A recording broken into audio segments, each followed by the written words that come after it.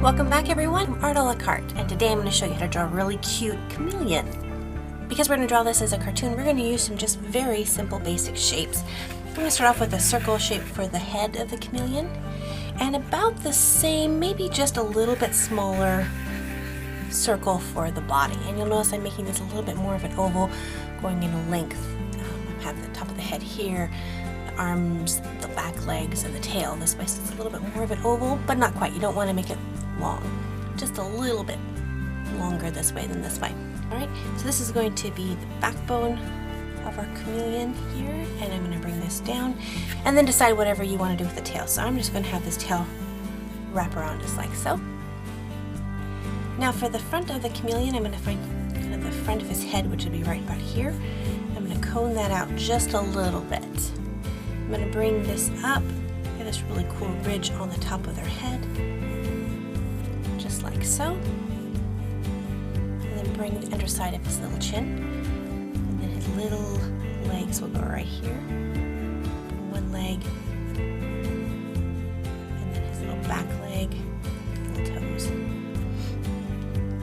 Now for his tail, it's going to start out thick, and as it curves around, it's going to follow the contour, but it's going to get thinner and thinner and thinner as it goes.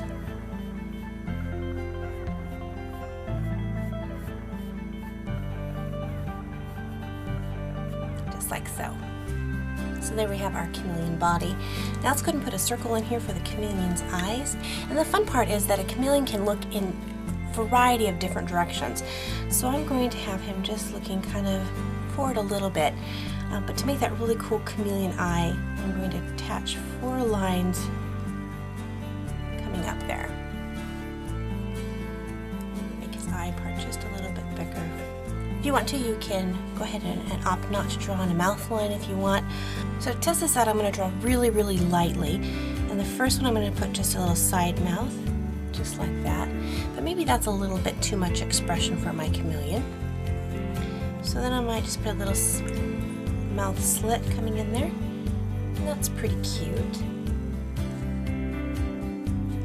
But I think I like the idea of just keeping his mouth kind of invisible, unless I were to have his mouth open, just to keep that undrawn.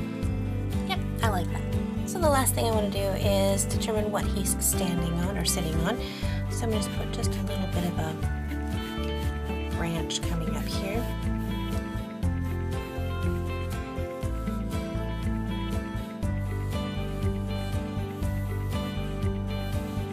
I'm going to put a little bit of an artistic twirl to it. What we're drawing in pencil, so we can kind of just determine what we want this branch to be doing.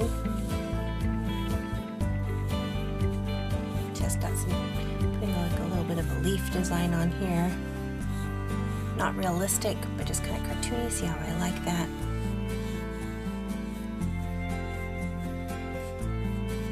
Just like that. And then maybe just for the fun of it, I'm going to put a flower right in here.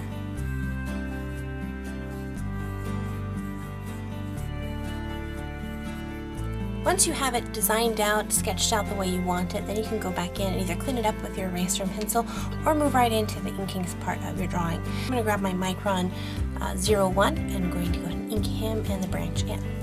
I finished erasing him, and now I can go back and add any finishing detail lines that I want. To give him a little bit more of a cartoony or illustrated look, I'm going to go ahead and ink some of his lines a little bit darker. I'm going to give it, in the art world we call it line weight. And line weight is how thick your line is. So all of this here is done with a 0-1 line weight. Because I use this pen, all of the lines are the same kind of thickness.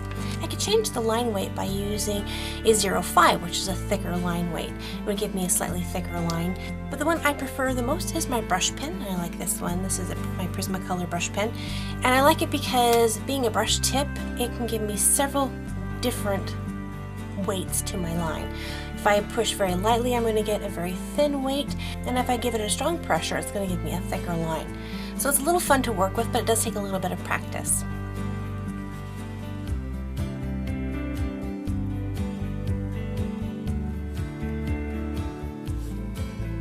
You can see that I've added a thicker line around the chameleon itself, but not so much on the branch. It's kind of a fun thing to do as it puts a difference between the background and the main focal point of your drawing.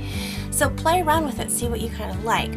Whatever you choose to do is up to you. Last but not least, it's time to add some color to my chameleon, and that can be very fun because, as you know, chameleons are known for being a variety of different colors. So have fun choosing the color that best suits your chameleon.